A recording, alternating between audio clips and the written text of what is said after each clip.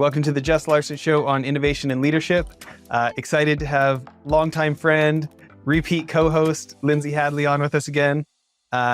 Linz, will you talk for just 1 second about Capita and Lindsey and Hadley Impact and introduce our guest? Yeah, thanks so much, Jess. So it's so great that you like to help co-host your popular show and to have some of my friends on. This is really just a treat. And Capita Financial Network, the sponsor of my new show, the Lindsey Hadley Podcast Show. And Capita is a financial advisory firm. It's basically a full service wealth management firm. We do everything from life insurance to managing people's trust, to helping manage people's donor advised funds and help with their philanthropy, to taxes, to everything. We were kind of like your quarterback for all things money. So I'm really thrilled to be the director of client relations. And previous to that, I spent, a decade running my own boutique consultancy in philanthropy. And I got to meet incredibly inspiring visionaries like Chris, who's our guest today. Chris is a humble leader. He's has a background in tech, and he's had a boutique agency himself, helping different clients with their tech needs, and a dev shop and all kinds of different services. And then had this for how to use his skill set as a coder and a CTO to help the world be better. And so he created what's called Project World Impact, which I'm so thrilled for him to talk about today. It's just stunning what they've accomplished. They have over 20 million people a year on their site. They have 100,000 nonprofits as clients. They provide software as a service to these NGOs that help them leverage more value to accomplish more good in the world. And so, Chris, we're so happy to have you. Tell us your journey of how you got here and your background, and give us a little better synopsis of who's Chris Lesner. Well, thanks for having me. This is awesome. I love what you guys are doing.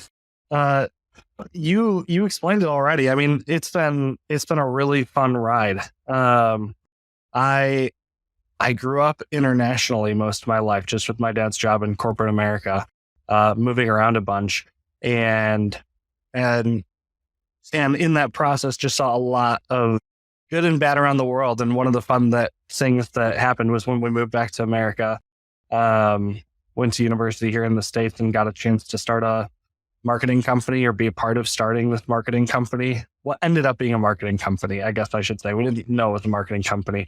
And it grew really, really fast while I was in school. By the time I was starting my senior year, we were opening multiple offices. We had over 60 people. We were doing digital marketing for a bunch of really big clients that are household brands. And I got connected to somebody in the nonprofit world, and they just challenged me to say, what if you could figure out a way to use all these marketing skills to help people instead of just making all this money? And that kind of was the impetus for PWI, what we're doing today. And that was 10 years ago. So it's been a wild ride. And for the last 10 years, we're focused on how do we impact hundreds of millions of people by connecting with nonprofits and helping them expand their reach, raise a bunch of money, get in front of brand new people, improve their operations, all that kind of stuff. So it's been a lot of fun. Chris, what he's built is a for-profit business addressing these social ills by giving these software tools and providing, just traditional tech business offerings. He's able to have impact. But you thought bigger than that, Chris. It's not just, hey, here's an API hook in, here's a great white label tech solution for your crowdfunding or for your peer-to-peer fundraising. You guys actually created like a hub, like a search engine where anyone can go on and type in their location. Like, I live here on the North Shore of Oahu, and you can put that in and then look up a certain type of topic as cause and find out where I can volunteer, what the NGOs are in my region. And can you tell us a little bit why through that? Like, why did you create that offering in addition to just servicing your clients and making money? Yes, I think anyone that goes into business realizes where they end up is probably not where they planned to be. At least that's been my experience. Well, one of the starting points for PWI was we were just looking at the need. Every month, there were over 130 million searches of people looking for something related to nonprofits, causes, countries. And sometimes that's really blown up when there's natural disasters or things. Everyone's Googling what's going on with natural disasters. And And in other cases, there's stuff going on all halfway across the world, and people hear about, wow, what's happening in Syria or Ukraine, or choose your location, and people just start Googling about what's going on there and how do we get involved. So imagine 130 million people every month looking for ways to get involved, and there's not a great central place for them to go. There's tons of good resources out there, tons of them. The UN Foundation has tons of good options. If people are interested in giving, they can go to GuideStar, Charity Navigator, Charity Watch, like all these great organizations. But when it comes to where does somebody go to actually figure out what's happening and how could they potentially get involved, there's really nothing out there. And so we built this with the thought of how could we be that place that people would go to want to get involved. All the software and everything that nonprofits are using, that was never part of the plan. I was using money from what I made with the first company to fund this. And there was no revenue model. It was just, let's help nonprofits get found. And I remember our first summer, I hired 25 summer interns from university. And we called 80,000 nonprofits just asking, would you want to get connected to something like this? And I'm thankful we're not doing that anymore, but it grew really fast. And later on, we realized we need a way to fund this outside of just money that I could bring in if we want to make this sustainable and actually help people. And so that's when all the software started. But yeah, it's just been a fun ride doing both of those things, trying to help people change the world. I love it. And so, in the uncharitable message, maybe you can share, what was it about the film that made you interested? Because my synopsis would be that you found a way to make an impact using the business levers that often nonprofits don't get to use, and so what maybe resonated with you, because you've had like an eagle eye to the sector, like you just know as a businessman, these principles are correct. Maybe you can share a little bit of high level, some of those principles, because I think in a way you're like deeply integrated in the sector, but you're not really running a nonprofit. So you're also not really one of them in the sense you can have a third party view in a holistic way that I think might be useful for our listeners. Really, it was that research of trying to figure out for me, how could marketing be used to help people? Right. And so there's a classic example that we used that was one of the reasons that I really started leaning into this. Any nonprofit will take $100,000 from you and use it towards awesome work. That's just a given, right? Any nonprofit will accept a $100,000 check. And in working with a bunch of these nonprofits when we were getting started, we decided, what if instead of giving $100,000 to a nonprofit, we decided to give it to Facebook and Google and run ads to see how much more money could we raise of other people's money outside of just money we could give or that we could raise on behalf of that nonprofit. And so just through ad campaigns, we were able to turn $100,000 into $1.2 million that ended up going to multiple charities. And it just clicked of, how silly would I be to give $100,000 just to this cause when, if it's not for tax purposes and it's for actually helping solve some of these issues, we could actually give away the equivalent of $1.1 million, and it's all other people's money. And yeah, we have a little bit of sunk cost, but it does a lot more good. And I think that's where the film comes in, not exactly from that lens, but it's, let's think about how would we maximize the impact, because no nonprofit, small nonprofit board will approve, hey, let's spend $100,000 on Google or on Facebook, right? If they're less than $1 million a year organization. But if they knew that it would bring in over $1 million if they spent it with some guarantees, okay, then they're interested, right?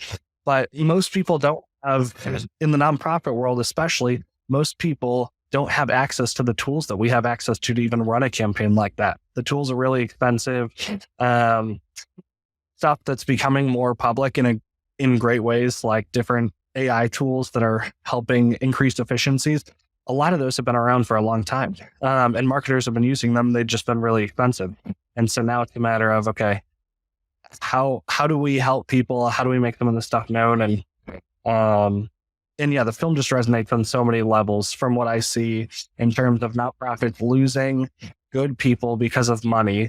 And really their top line is hurt, their impact is hurt. And yeah, I think the film specifically, I'm excited for what you guys are doing. Oh, thanks so much, Chris. Jess, what did that bring up for you? I mean, you've been involved in nonprofits for a long time. That's one of the ways you and I first got like officially really involved professionally. Um, Outside of us meeting, selling cell phones in a tiny little store in Southern California. But other than that, we've got you understand the pain points of the charity role. But doesn't it just bring up any questions for you or thoughts about what Chris is doing? Yeah, it does. I mean, I do want to give a shout out to your film. I mean, obviously I heard about it along the way, and it's fun to, meet Jake Gyllenhaal's dad who you made it with and stuff. But like this film, like you've got the buzz factor of like the Ed Nortons and people in it, but like this core message of, I don't know, this is my takeaway. And I've talked to so many people about the film since seeing it, is like, why is the number one thing that we're measuring on a nonprofit is how little they spent on overhead, not how many people's lives they made better? Like, how is that the like, I can't tell you, like, and this happens to me all the time when people are like, we're talking about, you find out I've got child rescue. They tell me about the nonprofit they're working on. And like their number one thing to brag about is, and there's almost no overhead, or there's no overhead. It's like, well, that's nice, but like, did you start a charity to not have overhead? Like, is that the purpose of like, we're going to start a charity and not have overhead? Or do you start a charity to like help these kids who don't have parents, or to feed the hungry people? Like, like why aren't the things you're reporting on matching up with the reason you're doing this in the first place? So anyways, I'm going to echo everybody should go watch Uncharitable. But Chris, I want to take this a little bit more from a business perspective of, my experience in nonprofit is that there are so many people who didn't want to worry about money, and they didn't want to go to marketing class, and they didn't want to go to finance class. They just wanted to help people. And they got really good at that thing. So they ended up in leadership in the nonprofit. And, it's partially because they don't care about money so much that they ended up in what's probably a lower paying job. And so my experience is like the nonprofit world is full of people with a good heart, but low skill sets on coming up with the money to deliver on their good intentions. And I don't know if you disagree with me or not, feel free to. But from my perspective, what you're providing is such an incredible thing of matching that kind of heart with some skill sets that they're unlikely to have on the team. Yeah, I mean, I think it's the beauty of the mixture of giftings and capitalism, right? I think there's so much that from a business standpoint, we've been able to grow our business significantly. And we have the nonprofit side where we help a bunch of nonprofits. We have a different side where we bring in quite a bit of revenue. And there's a lot that when I even look at our own business, I have no idea what I'm doing when it comes to taxes, accounting, towards our finance, towards staffing, towards HR, like all the things that we need people for. And it's funny, you get into business because you have a skill set and you're able to grow the business to a certain level, and you just need to surround yourself with people who can get it to the next level. It's that whole concept of what got you here won't get you there, right?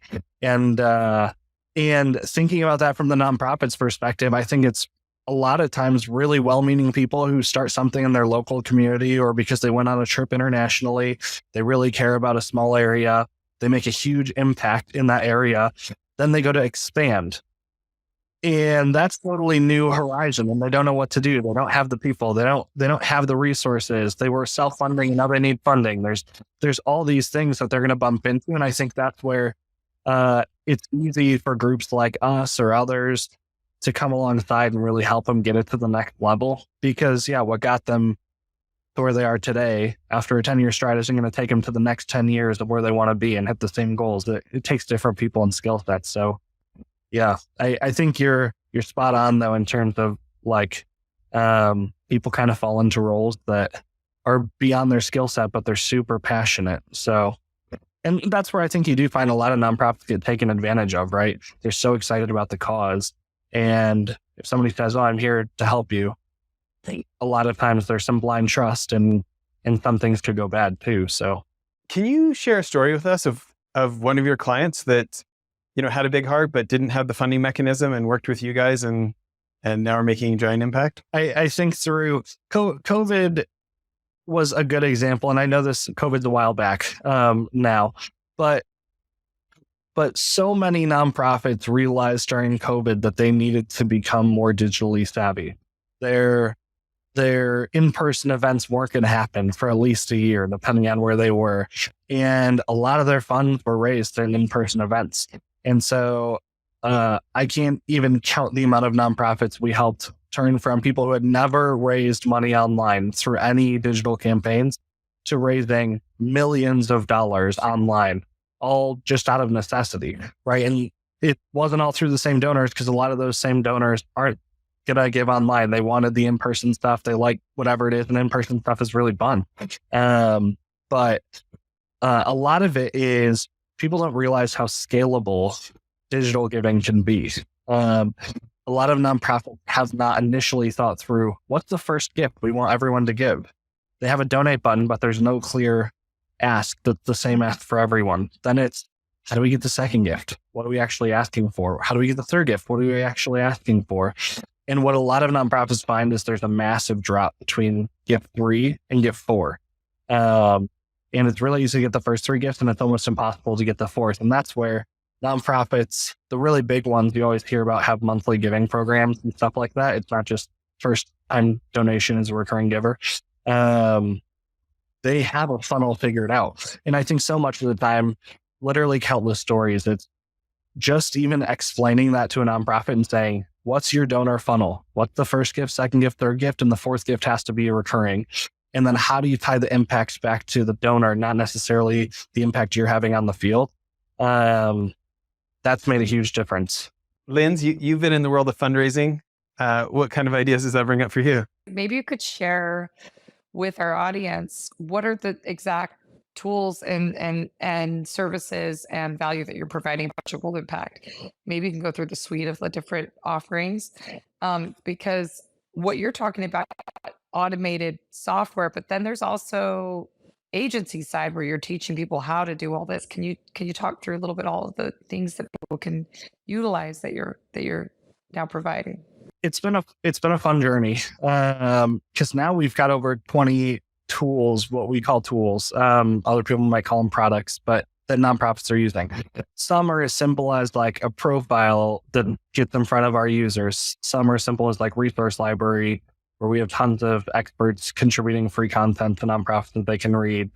But then there's also a bunch of free stuff, like a completely free CRM that nonprofits can use, unlimited users, unlimited contacts, no credit card ever asked for. There's stuff where we'll post about them on social. If they just want free promotion, we'll post about them. There's tons of connections we have with people who want the Google Ad Grant and helping them get the Google Ad Grant and then use that, where they get 10 grand a month to use for advertising. And so many nonprofits have just never heard of some of those opportunities. And then there's a bunch too that we have that are like, everyone in the market seems to have these tools, and we're one of thousands of players, right? Your crowdfunding, your peer-to-peer fundraising, your event management software, your auction software, all the stuff that tons of people are doing. We by default have to have that because nonprofits need it. And our goal is to just come in and offer it for way less and with no fees. So all of our stuff, there's no percentage model. It's just use the tool, raise as much money as you can and keep it. But there's a bunch of unique stuff that we've seen help with exactly what we're talking about, donor onboarding. We've got a tool that every time somebody opens a new internet tab, money is sent to the nonprofits they pre-selected. So just imagine like how many tabs you open in a given day on Chrome, Firefox, Edge, right? If you're like the average person, you open about 20 tabs a day. Some of us power users open way more than that. And imagine if every time you did, money was just sent to the nonprofit that you cared about, no cost to you ever. You don't have to hook up your credit card or anything. It's other people's money. Imagine if every time you did a Google search, money was sent to a nonprofit that you care about. That's one of our products, does exactly that. So things like that other people aren't really in that space necessarily, but due to our size, our partnerships, how long we've been doing this, we've been able to make a bunch of cool tools like that and a dozen other ones that really nobody's competing with us on from a market standpoint. And when you can come in and say, hey, somebody can get access to all of these tools for $5,000 a year kind of thing, which is what our average nonprofit is doing, with a guarantee that they'll make 50 grand in their first year. They can have their money back just if they follow the plan we give them. It's probably the easiest sell ever to a nonprofit. And that's kind of how we've been able to grow. That's awesome.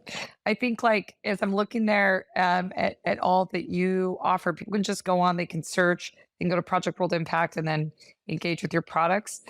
Can they get like a consultation where they talk with like one of your staff and learn more about all the offerings? How do they do that? There's a useful link that will take people to a PDF that's just projectworldimpact.com/demo. But yeah, if somebody goes to the PWI site, they can book a time to talk with the nonprofit success team member. And we've got a whole team of people here out of the office, and all day they're talking to nonprofits about how would you use the tools? Does it make sense to pay for tools, or should you just use all of our free tools? Because sometimes people don't need to pay for the tools. They just need the free stuff. And yeah, since all of this for us is about impacting hundreds of millions of people, as you can imagine, if a nonprofit's paying $5,000 for software that if they were to buy elsewhere, it's going to be like a couple $100,000. That side is not like a profit center for us. So there's no incentive for our team. We have no salespeople, so nobody's incentivized to sell nonprofits. It's really like case by case. What are you trying to accomplish? Build a goal, think through the funnels. And at some point, all of them, as they're growing, might need our help.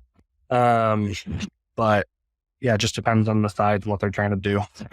So I have a great story to talk about Chris and his leadership, because we worked together putting together a meta campaign, the convener model, which is something that I specialized in for 10 years, of getting charities who normally compete for limited resources to espouse the same messaging and content at the same time.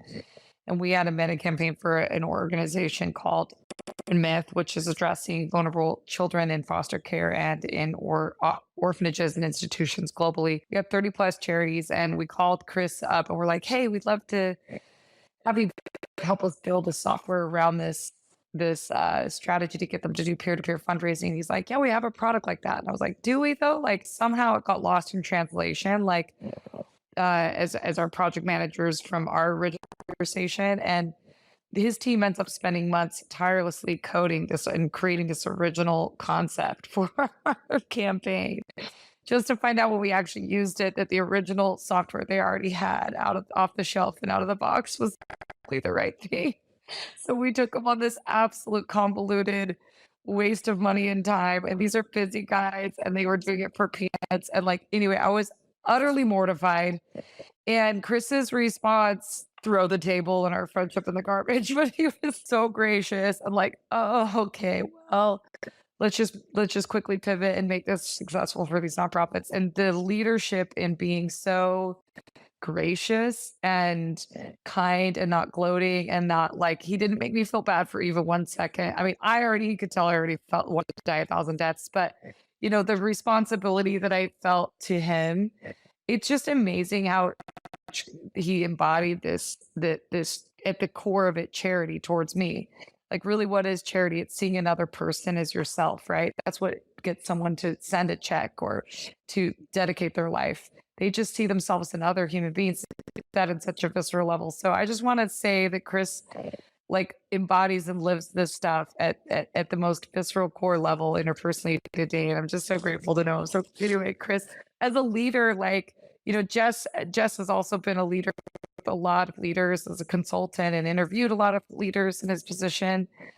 He's also done training and leadership. But Jess, what does this bring up for you in terms of like, you know, how to be other centric, how to see people as we go along in our lives, as you talk about being attuned into who they are, what their needs are?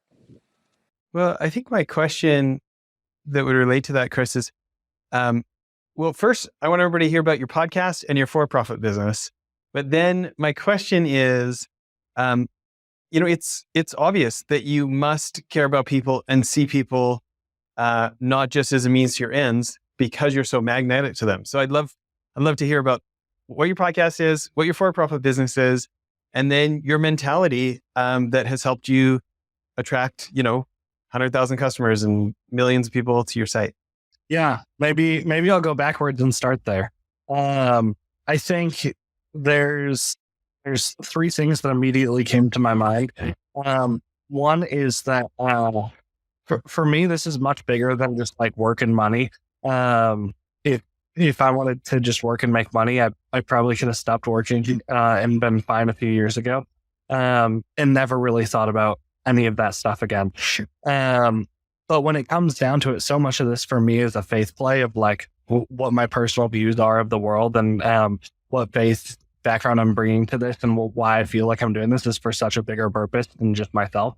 I feel like that leads into the second thing. Some of the doors that have been opened are just nuts. You think through, how does somebody who's in college help start this company that helps fund their next endeavors before they even graduate? Like, it's just, you'd be foolish to think that you're smart enough to do this on your own and not realize like all the doors that have opened. And just the people who have come alongside to support me in this and speak into my life, and mentors, and just great minds who have just given so much countless free advice. I've seen the difference that that's made in my life personally, and how I've been able to affect others with that. And then vice versa, thinking through how could I do that same thing for a bunch of other people, and then think about all the ripple effect, if you will. And the third thing is there's just this constant desire for growth. Not just like financial growth, if you will, but just to actually see the impact you're making. It's like a drug. I mean, I haven't done drugs, but I think that it's like, it has that same addicting feeling of like, I have to tear my brain off and think through like, how would I, like, every hour I spend could potentially be impacting X more amount of people, right, around the world, locally or around the world. And that's where I just get such a great feeling working towards some of this stuff, that, yeah, I consider a huge privilege, because I know a lot of people are miserable and stuff that they do all around work. So I just haven't had that experience. But on the for-profit side of what we do, it's interesting. So we have all this nonprofit stuff going on. And I thought I would be able to fund it forever. And I quickly realized I was not going to be able to fund it forever, due to tons of ups and mistakes and issues along the way. And so I ended up starting under the Project World Impact umbrella, a digital marketing agency, where we would go to for-profits and a lot of people who I was already friends with and had worked with in the past, and try to grow that business. And we ended up getting many clients, multiple Fortune 500s who have trusted us with all their digital marketing efforts and strategy and web and app projects. And it truly has become a full service agency. And for the first 6 to 7 years, I'm so thankful we had that, because we would have run out of money, and I wouldn't know what we'd be doing if we didn't have that. And it was all just because somebody had said, hey, I know you left the marketing world, but could you take on a side project? And then I need to hire somebody for it. And it kind of just like kept rolling. It was never something we intended to do, but I'm so thankful it happened. And then the last thing that you had asked about the podcast. Yeah, a lot of people who start podcasts have awesome content, and they have no audience at all. And their goal in creating a podcast is, I want to grow my audience. We have the exact opposite problem. We have tons of people that know about Project World Impact, that use us, that look to us for input, and we have no content. So we're on the opposite problem. And I was thinking to myself, the amount of people I've been able to have coffee with or a meal with, and they just instill constant wisdom into me. And I walk away thinking, I wish that other people could have heard that conversation, because if it affected me like this, it would affect so many more people like this. And I'm sure both you and Lindsey have had conversations like that, where it's like, and if other people heard this, I mean, this would have been the best thing for all of them to hear. And so the concept is, I'm going back to a lot of those people who have been longtime friends and mentors or clients of ours. And many of them are well-known people. And the concept is just, can we re-have the conversations that we've had, or can I just ask you for input and advice around leadership? And 99% of the podcast will be them talking about cool concepts and stories, and hopefully I get to just introduce them and listen like everyone else. So that's exciting. I certainly feel like this podcast has been that way for me. I will say, like on, day before yesterday, I had a guy on, I was the CEO of a $19 billion public company. And the same thing happens that happens all the time, which is like, the podcast is great and it's good, but they warm up over the show and like you're getting the best, like the gold at the end, right? And then you click off the recording and you say, hey, we're done recording. That was fun, or I'd love to stay in contact, or wherever the conversation goes. And then inevitably they tell you like the real stuff that they weren't sure they wanted to say publicly, and they go further with it. And I think all the time, like I thought on this episode, oh my gosh, this is like better than the last 45 minutes. How come we can't record these 8 minutes, And it is what it is. But I really love that generosity. One of the questions that I really have liked asking on the show this year, especially if folks like yourselves who've been able to achieve scale, as founders and CEOs, we're so often told we need product market fit, or you need to improve your product market fit. And yet there's not a unified definition of it. So I'd love to hear how you would describe product market fit. that is a very interesting question. I'm not I feel hesitant even bringing this up because it's so cliche, but I think of Simon Sinek's book, The Infinite Game. Have you read that by any chance or heard of that? Did you say Simon Sinek, Infinite Game? Yeah. Yeah. The concept is very simple. It's some people are really focused about, is this the best product on the market today? And some people are focused on how do we last forever and really change the industry as a whole. And I think for us, we have over 20 products now that nonprofits are using on that side of the business. Half of those products have hundreds of competitors each. Nobody's trying to do what we're doing in terms of launching all these products and continue to add to them. But there's hundreds of products, and I'm sure over half of them are better than what we built. I'm sure of it. But we're in this for the long haul, and we're so focused around, this is great innovation for nonprofits. If there's better products, to use theirs. We'll make ours better, then come back to us.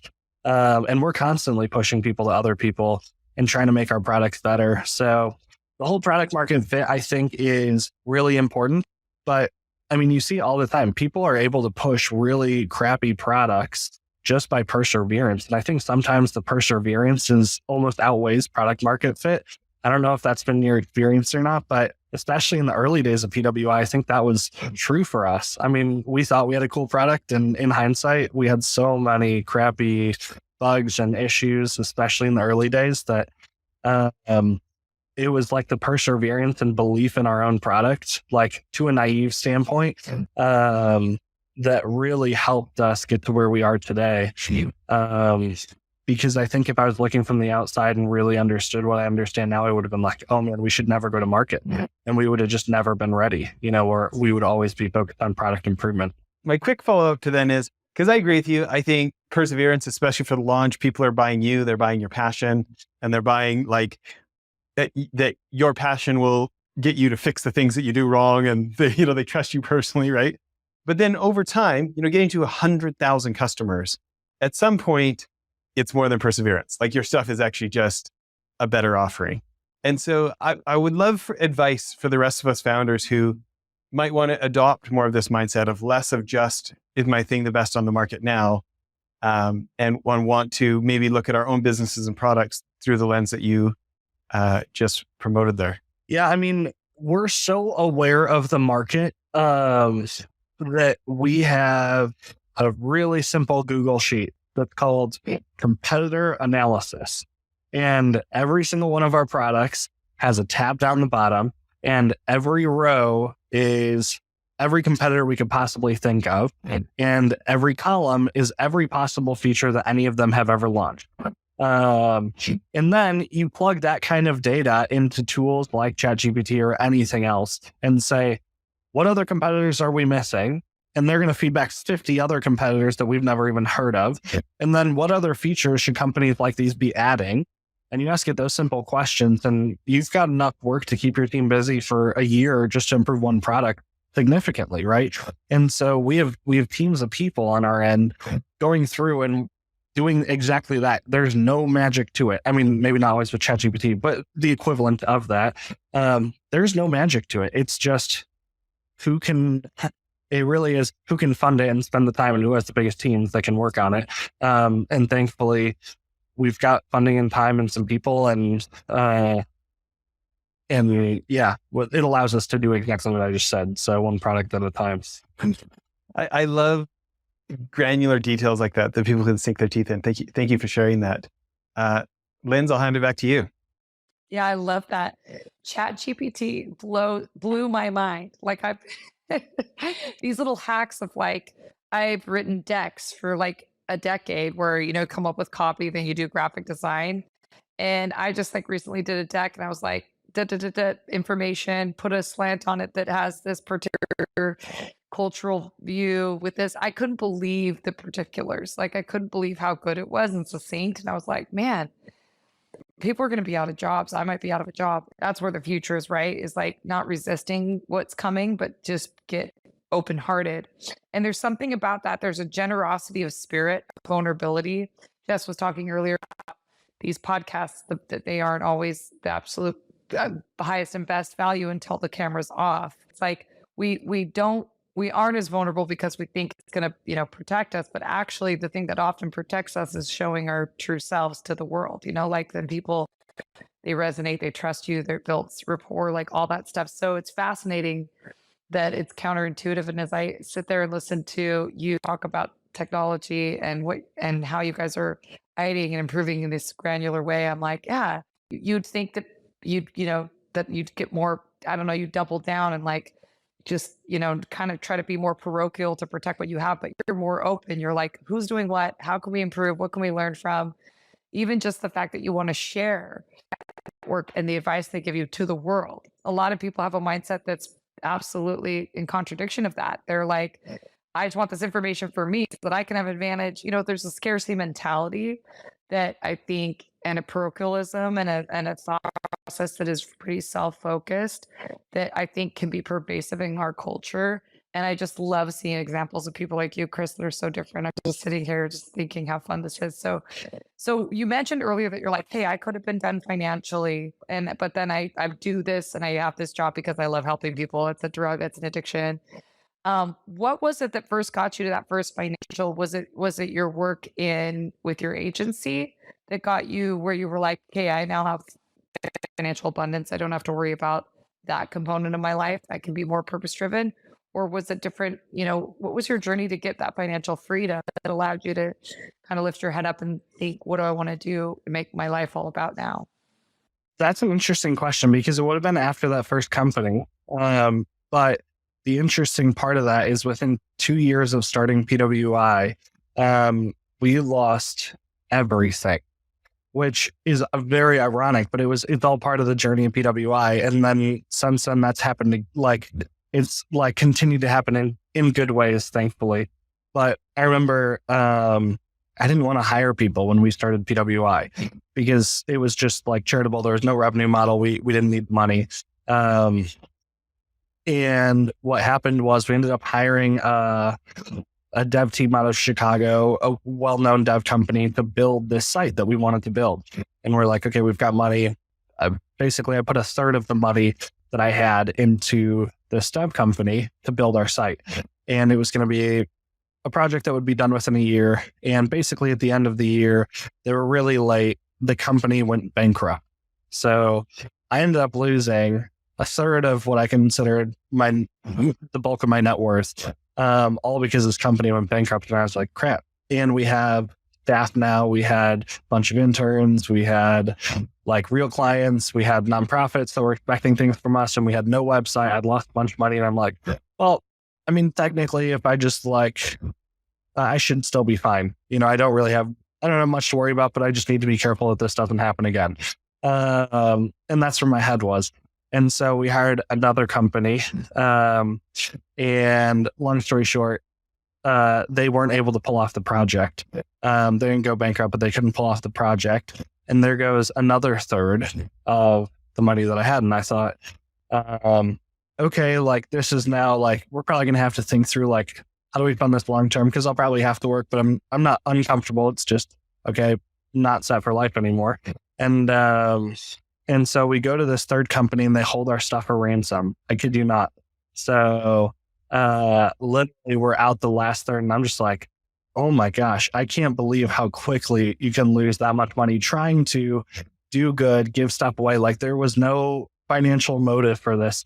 But I think that's where really I relied so heavily on my faith of like, I'm not doing this for me. I felt so called to do what I'm doing.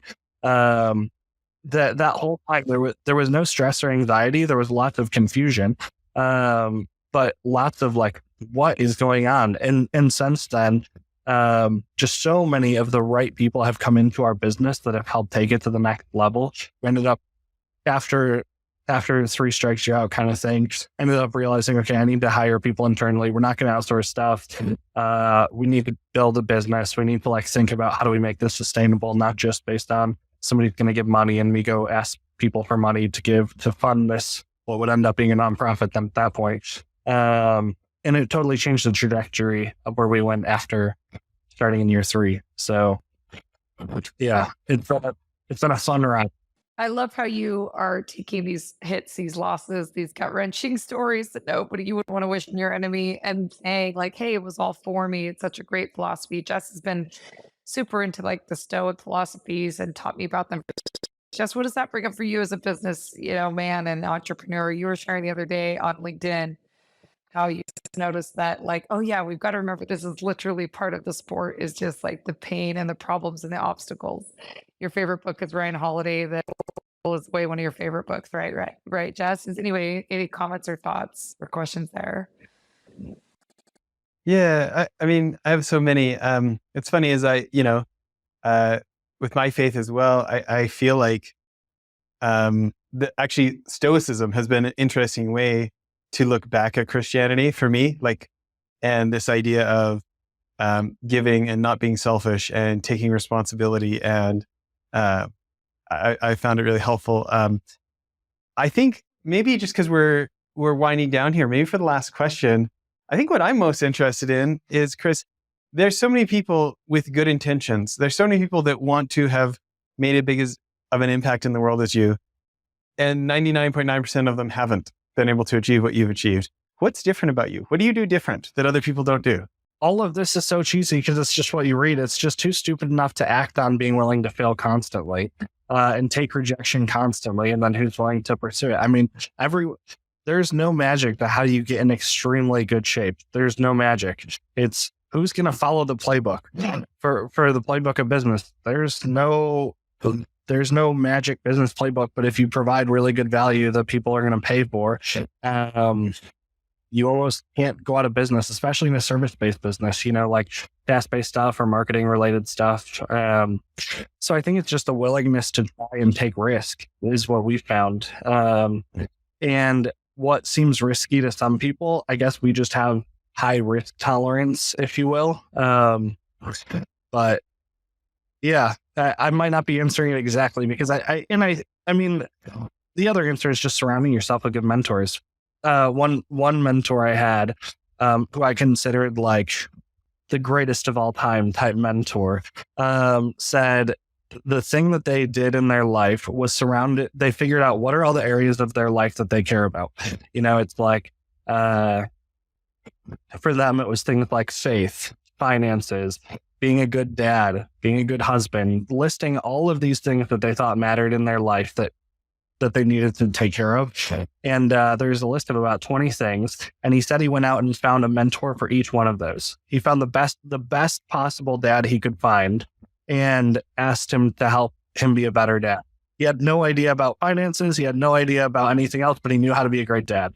and vice versa. He found great money managers to talk to about that. And they might have been terrible dads, but it's how do we manage money? And the whole point was, you're not going to find somebody who's great at everything, but if you surround yourself with people who are experts in the field around all these areas of life you care about, that has paid off dividends for me, because whenever I have issues professionally, personally, choose any type of issue, I know exactly who I'm calling. I know I'm going to get world-class advice. I know they're going to pick up the phone, and that sure has helped me. And I think some people are just too afraid to ask for help. It's tough to say, hey, I think I'm going to need help here in the future. Would you let me call you? Something as simple as that. So, yeah, that's so great. Well, one more time, will you give people the website again before we close off? Yeah, projectworldimpact.com. I love it. Thanks again for sharing. Linz, thanks for co-hosting. Thank you both. It was awesome.